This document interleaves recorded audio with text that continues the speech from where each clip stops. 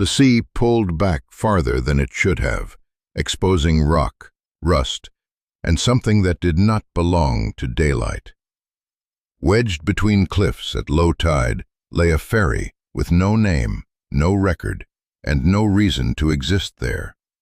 Its engines were gone, its decks were clean, and yet the smell of heat and oil said it had been moved not long ago.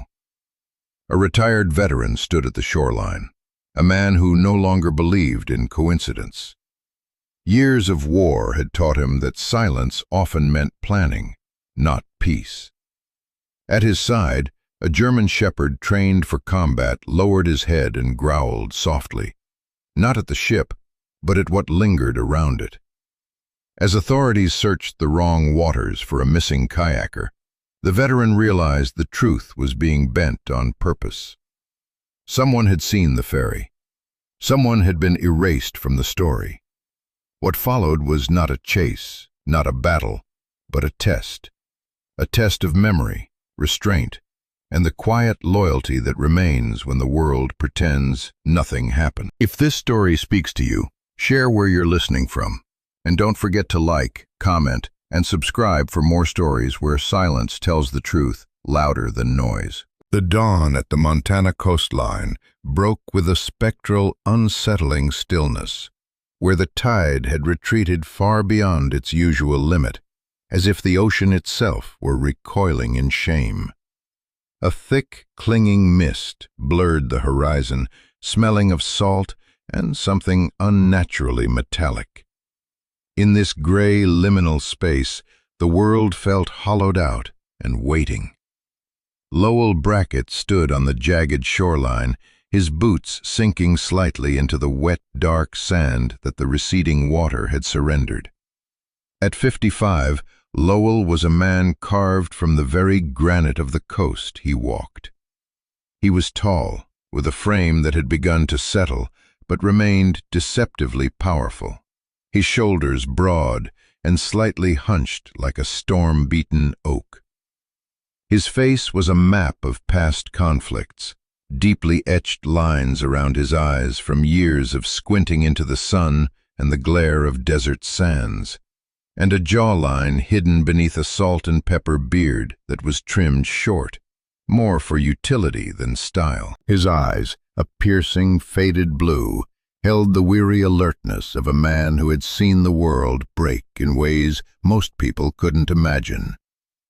He wore a heavy, waxed canvas field jacket that had seen better decades, its deep pockets filled with the small tools of a solitary life. Having served in elite units long since officially disbanded, Lowell had long ago traded his faith in coincidence for a cold, analytical skepticism. Beside him stood Keir, a German shepherd whose age was visible in the whitening fur around his muzzle and the slight stiffness in his hindquarters. Keir was a large, imposing creature, his coat a dense tapestry of black and tan that smelled of pine needles and old wool. He was not a pet, but a partner, a survivor of the same shadow wars that had claimed Lowell's youth. The dog did not bark. Instead, he let out a low, vibrational growl from deep within his chest, a sound that wasn't meant to alert the world, but to acknowledge a threat. It was the sound Keir made only when his instincts collided with a specific, dark memory. Before them, wedged violently into a narrow, rocky crevice that should have been underwater, lay a ferry. It was a massive, grotesque intruder in this natural landscape. The steel hull was scarred with long, jagged abrasions that had peeled back the industrial paint like dead skin, revealing the raw, rusting metal beneath. It lay on its side at a precarious angle, resembling a prehistoric leviathan that had crawled ashore to die, only to find the process interrupted. The engines had been surgically removed, leaving gaping, dark voids where power should have been. Lowell scanned the wreckage with a professional's eye. There were no markings, no name painted on the bow, and no identification numbers on the bridge. It was a ghost in the machinery of the maritime world. He knew, without checking a radio, that there had been no distress signals, no frantic mayday calls, and certainly no official reports of a vessel of this size going missing in these waters. As the wind shifted, it carried a scent that made Lowell's pulse quicken with a familiar, unwanted adrenaline. It wasn't the stagnant, rotting smell of a long-abandoned wreck. It was the sharp, biting odor of hot metal and fresh engine oil. The scent was incongruous, a lie told by the wind. A ship that had been wrecked shouldn't smell like it had just been running 10 minutes ago. To Lowell, it didn't smell like a disaster. It smelled like a delivery. It felt as though this massive object had been placed here by a hand so large and indifferent that it didn't care if the tide eventually exposed the truth. The ocean had pulled back, refusing to cradle this secret any longer, forcing the world to look at what had been hidden in the dark. Lowell felt a coldness in his marrow that had nothing to do with the morning mist. His mind began to dismantle the scene, looking for the tactical why behind the what. In his previous life, such an anomaly would have been the precursor to a strike or a deep cover extraction. Here, in his supposed retirement, it felt like a ghost haunting his doorstep. He watched Keir's ears twitch, the dog's focus locked onto the dark interior of the ferry's car deck. Lowell reached down, his rough hand brushing against Keir's head, feeling the tension in the dog's muscles. They were both artifacts of a different era, and they both recognized the smell of a war that refused to stay buried. The sea might have tried to hide it, but the sea was honest in its rejection.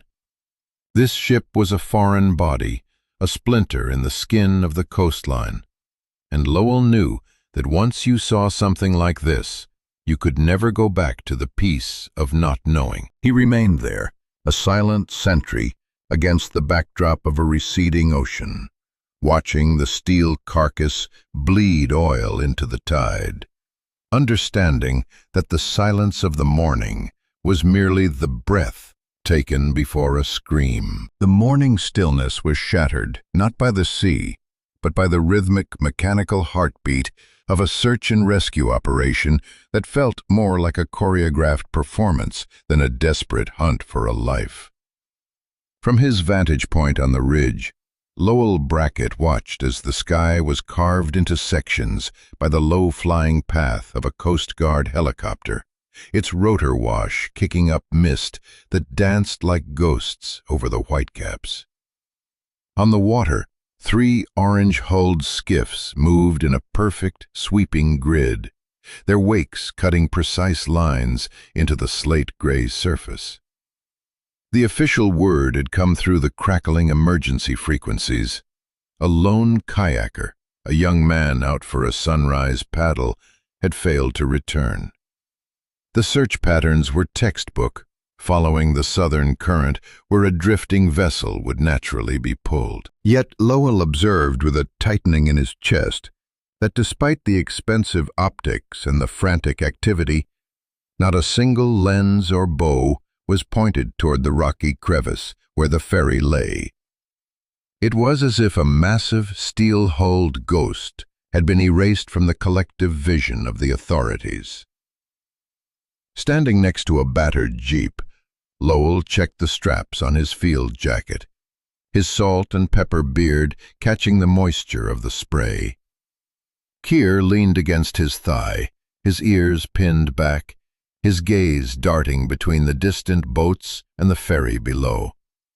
The dog's restlessness mirrored Lowell's own internal alarm.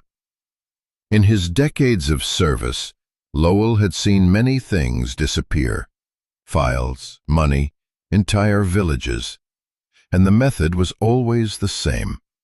You create a louder noise somewhere else.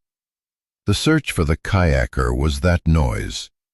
To an untrained eye, the government was being thorough. To Lowell, they were being surgical, drawing a perimeter of intentional ignorance around the wreck. If a kayak had truly capsized in these waters, the tide that had exposed the ferry would have dragged the light plastic hull out to the deep shelf, not tucked it away. The logic of the sea was being overruled by the logic of men who knew how to bend data until it snapped. Among the search party, a figure stood out on the pier, coordinating the radio chatter with a cold, robotic efficiency. This was Deputy Elias Thorne, a man whose presence felt like a sharp blade in a room full of blunt tools. Thorne was in his early 40s, possessor of a physique that was lean to the point of being skeletal, yet corded with a tension that suggested he was always seconds away from a violent outburst. His skin was the color of parched earth, stretched tight over high, angular cheekbones and a nose that had been broken and poorly reset, giving him a predatory, asymmetrical profile. He wore his uniform with a disturbing neatness, every crease a statement of control. Thorne was known in the county as a man of few words and no friends, a former military contractor who had returned from overseas with a hollowed-out soul and a reputation for cleaning up situations that local law enforcement couldn't handle. He didn't look at the ocean with hope or concern. He looked at it as a crime scene he was already in the process of burying. Lowell knew the truth because he knew how to read the silence between the reports. The missing kayaker was not a victim of the waves, but a victim of his own curiosity. His name was Toby, a local boy who took photos of the sunrise, a harmless hobby that had led him into the jaws of a nightmare. In the heavy fog of the previous night, Toby's kayak had drifted too close to the ghost ferry. He hadn't seen a wreck. He had seen a hive of activity. He had seen lights that didn't flicker, stable industrial halogen beams that had no business being on a derelict ship. He had heard the hum of specialized machinery, a sound Lowell recognized as the low-frequency thrum of high-output generators used in clandestine labs or mobile command centers. Toby had stumbled upon a secret that was being moved under the cover of the mist, and the moment his silhouette was caught in those forbidden lights, his life as a citizen ended. He hadn't been killed. Killing leaves a body, and a body requires an investigation. He had been deplatformed from reality. His name moved from the list of living souls to the list of statistical anomalies. As Lowell watched Thorne through his binoculars, he saw the deputy pause and turn his head toward the ridge. For a split second, their eyes met through the glass. There was no recognition, only a warning, a silent communication between two predators who understood the rules of the game. Thorne knew that Lowell was watching, and Lowell knew that Thorne was the one holding the eraser. The search boats continued their futile, beautiful dance, moving further away from the ferry with every passing hour. It was a masterpiece of misdirection. By evening, the report would be filed. Extensive search conducted, subject presumed lost to sea. The case would be closed, and the ferry would remain a blind spot on the map, a temporary warehouse for things that didn't exist. Lowell felt the weight of Keir's head resting on his boot, a silent reminder that they were the only ones left who still saw the world as it was. To be a witness in a world that refused to see was a dangerous vocation, and as the sun began its descent, Lowell realized that being deleted was a fate far more terrifying than being buried. In this new war, the greatest weapon wasn't a bullet. It was the ability to make a man vanish while everyone was looking right at him. The afternoon sun was a pale, sickly disk hanging over the Montana coast, offering light without warmth, as the mist finally succumbed to a biting land breeze. This window of time was narrow. The tide was a patient predator, currently held at bay, leaving the barnacle-encrusted rocks and the rusting ferry exposed like a skeletal secret. Lowell Brackett moved with the silent, rhythmic gait of a man who had spent half his life navigating terrain where a snapping twig was a death sentence. His heavy canvas jacket blended with the shadows of the cliffs, and his blue eyes were narrowed, scanning for the glint of a lens or the unnatural movement of a sentry. Keir followed at his heel, his large paws finding purchase on the slick stones with practiced ease. The German shepherd's muzzle was low to the ground, his nostrils flaring as he filtered 1,000 scents of salt, rotting kelp, and something that didn't belong to the natural order. As they approached the gaping wound in the ferry's hull, the air grew stagnant and tasted of ozone and stale sweat. Lowell stepped through the jagged entrance, his boots making a dull, muffled thud on the steel car deck. Inside, the world was tilted at a nauseating 15-degree angle, forcing him to adjust his center of gravity. The silence was heavy, broken only by the distant, rhythmic groaning of the ship's stressed frame. The metal walls were weeping condensation, but it wasn't just seawater. There was a greasy film on the surfaces that clung to his fingertips. He didn't use a flashlight, relying instead on the ambient light filtering through the hull's gashes to preserve his night vision. His senses, sharpened by years of dark operations, immediately caught the anomalies. The wreck was a lie. There were fresh scuff marks on the deck, not the chaotic scrapes of shifting cargo during a storm, but the precise, repetitive patterns of heavy crates being moved by a forklift. In a recessed alcove near the engine room bulkhead, Lowell found a small, portable diesel generator. He reached out a gloved hand and hovered it inches above the casing. It was still radiating a dull, lingering warmth, like the dying embers of a campfire. It had been shut down less than an hour ago. Deep in the shadows of the hold, stacked with a military precision that sent a chill through Lowell's veins, were rows of crates. They were not wooden shipping boxes, but high-impact polymer cases, reinforced with carbon fiber ribbing and sealed with tamper-evident holographic tape. Each bore a series of alphanumeric codes that bypassed standard civilian logistics, labels intended for Tier 1 logistical chains. This ferry was never a victim of the sea. It was a ghost hub, a temporary transit point designed to appear and disappear in the blind spots of satellite surveillance and local patrols. It was a masterpiece of hiding in plain sight. As Lowell moved deeper, he encountered a makeshift workstation, a folding table bolted to the deck, a stray piece of copper wire, and a discarded plastic wrapper from a field ration that had been discontinued by the military 3 years ago. The smell of people was thick here, a mix of gun oil, tobacco, and the sour scent of men who lived on the move. Keir suddenly broke his steady tracking of the car deck's perimeter. The old dog didn't head toward the back, where the kayaker might have been dragged. Instead, he made a sharp, deliberate turn to the left, toward a narrow corridor that led to the crew quarters. Keir's movements changed instantly. His tail lowered, brushing against his hocks, and his ears flattened against his skull. This wasn't the posture of a dog hunting a stranger. This was the posture of a dog acknowledging a ghost. Lowell followed, his hand instinctively reaching for the heavy tactical knife at his belt, though he didn't draw it. The scent in this cramped hallway was different. It was a faint, lingering cologne, cloves and old leather, a scent that acted as a key to a locked room in Lowell's memory.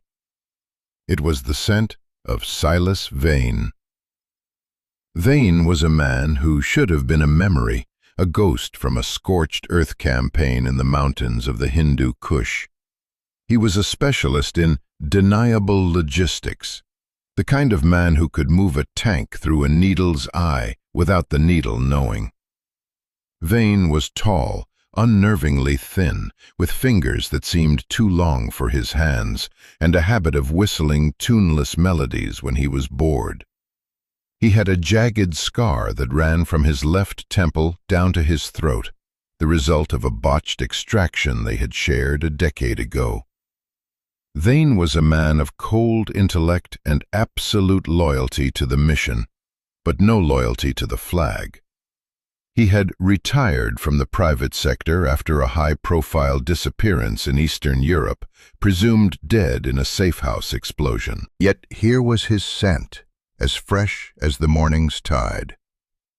Lowell stood in the small cabin, his breath hitching, as he looked at a small, discarded item on the floor.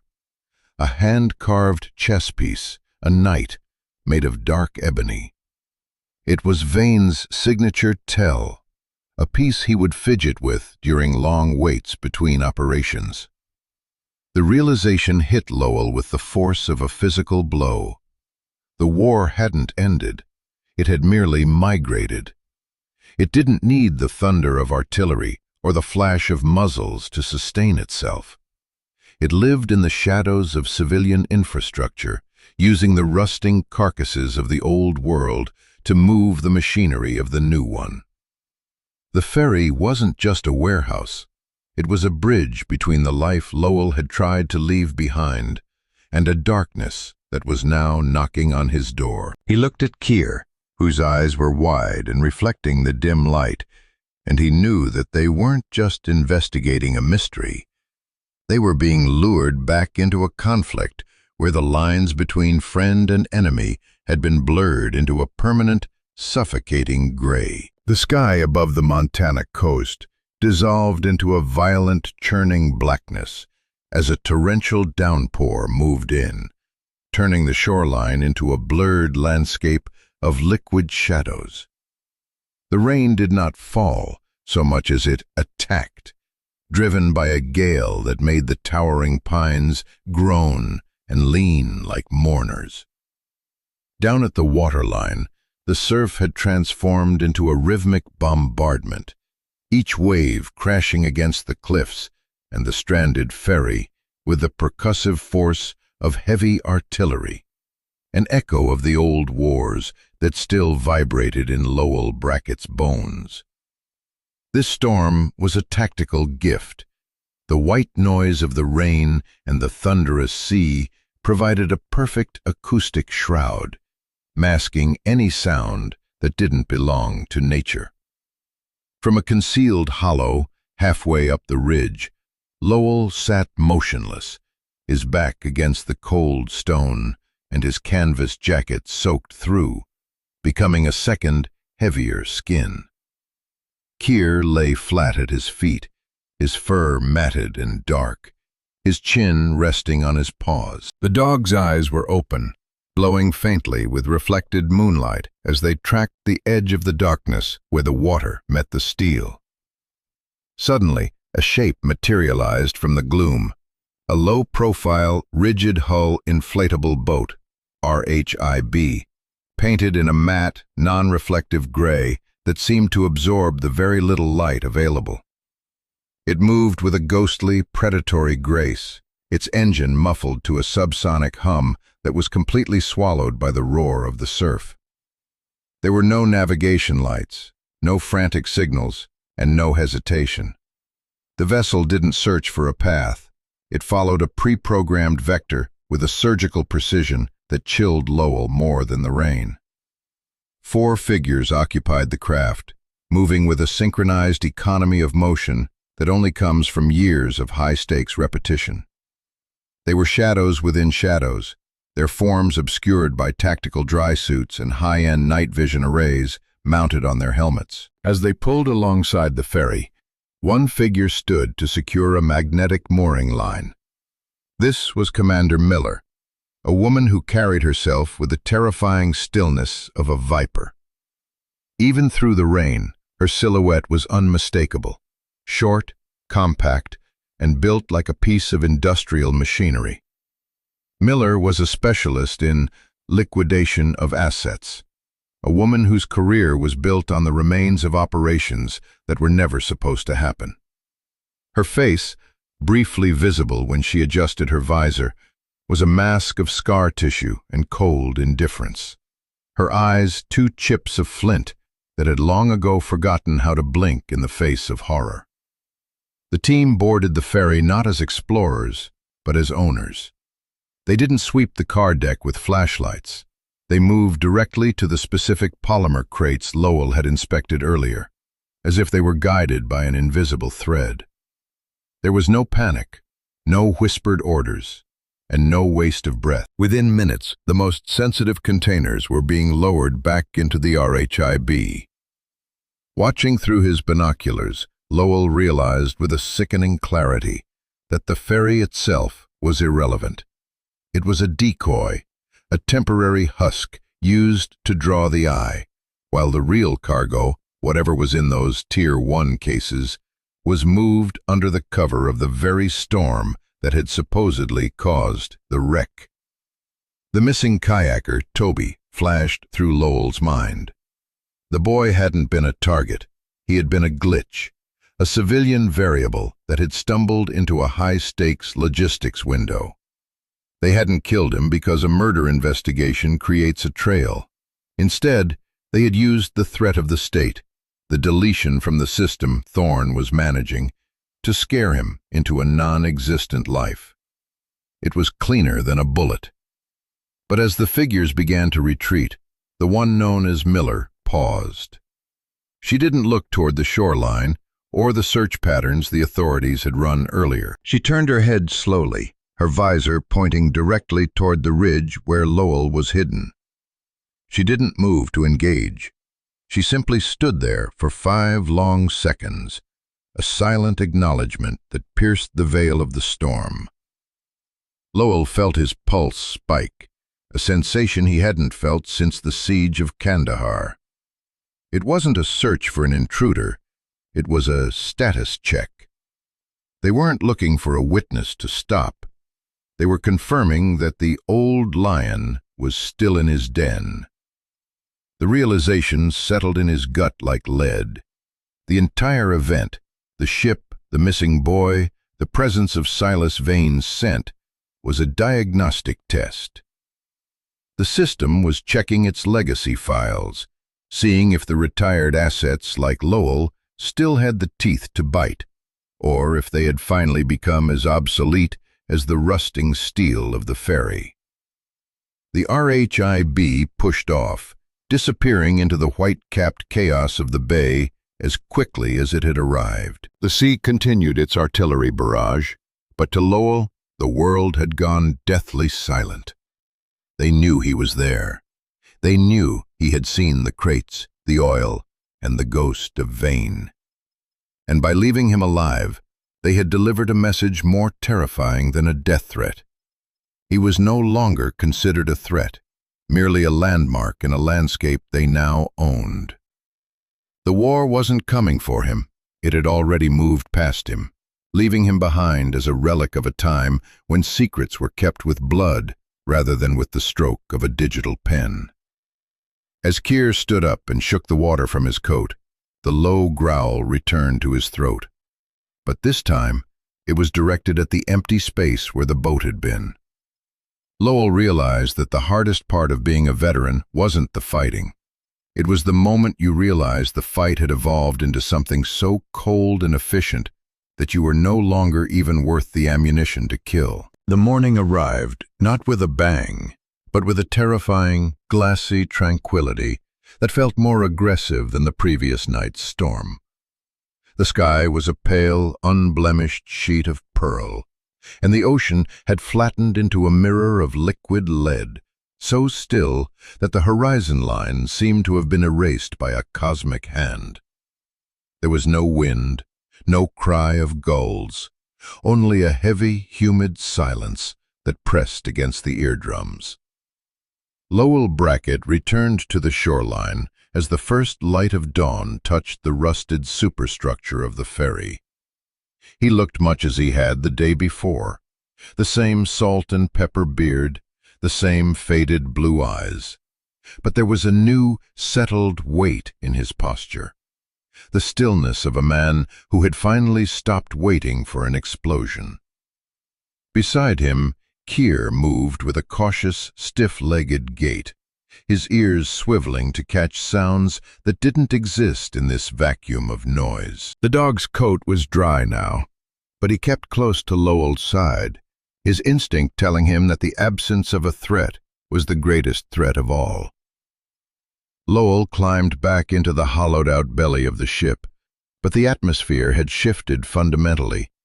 The car deck, which only hours ago had been thick with the scent of diesel, gun oil, and the frantic energy of a clandestine extraction, was now unnervingly sterile. The polymer crates were gone. The workstation had vanished. Even the greasy film of condensation on the steel walls seemed to have been wiped clean. It was a masterpiece of deniable presence. To any investigator arriving now, the ship would appear exactly as the official reports claimed, an old, empty ferry that had broken loose from a shipyard and drifted into the rocks. The ghosts had not just left, they had surgically removed their footprints from the fabric of reality. Lowell walked to the alcove where the generator had sat, finding only a faint circular indentation in the dust, a mocking ghost of a shape. The smell of cloves and old leather that had belonged to Silas Vane had been replaced by the scent of industrial bleach, a clinical odor that stung the nostrils and signaled the end of a chapter. As Lowell stood in the center of the cavernous hold, Keir began to act strangely. The German shepherd didn't pace or growl. He walked with a strange, somber purpose toward the far port side where the hull met the jagged rocks of the Montana coast. Keir stopped at a specific seam in the metal, his head tilted.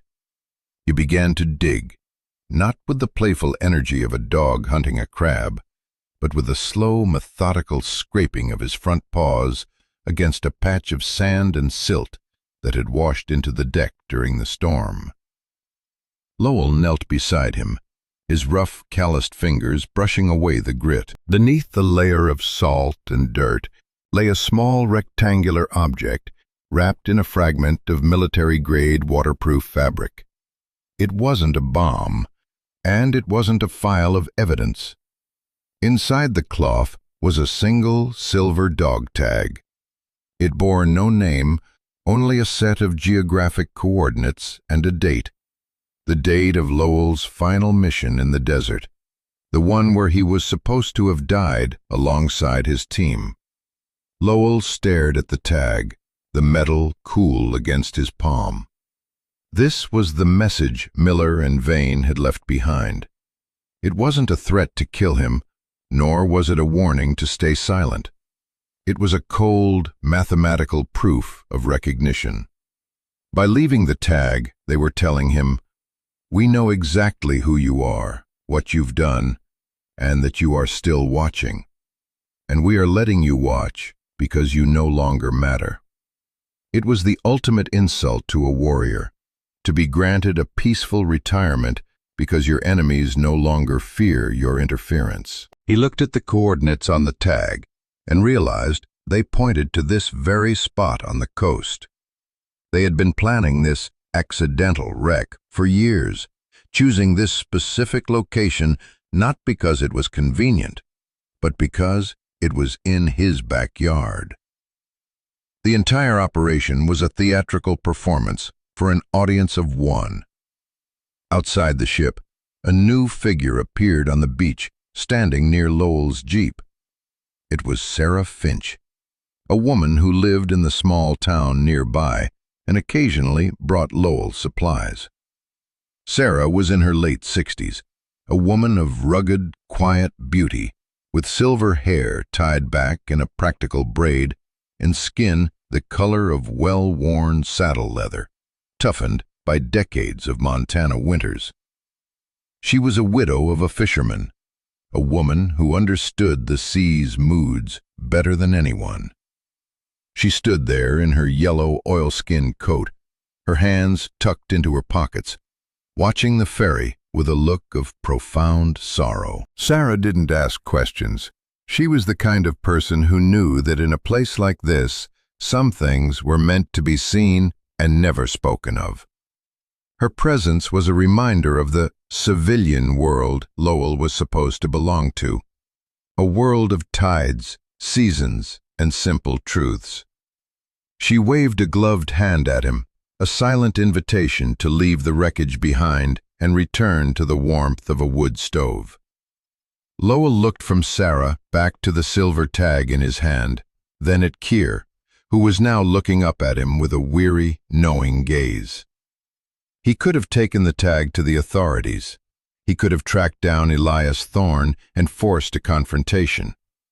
He could have tried to find Silas Vane and settle the scores of a decade-old war.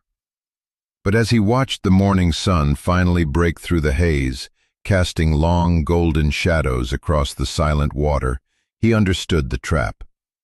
The system wanted him to chase them. They wanted him to react, to become a combatant again, to re-enter the cycle of violence and secrecy that had consumed his youth. If he pursued them, he was still their prisoner.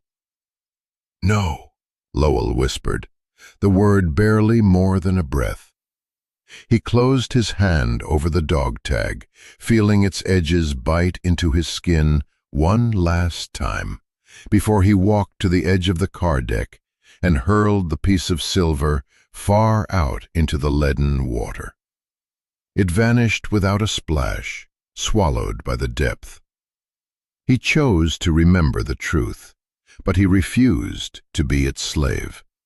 He walked out of the ferry, calling Keir to his side. He didn't look back at the steel carcass. He didn't report the footprints or the smell of bleach. He simply walked toward Sarah and his jeep, leaving the secrets of the ferry to be reclaimed by the rising tide.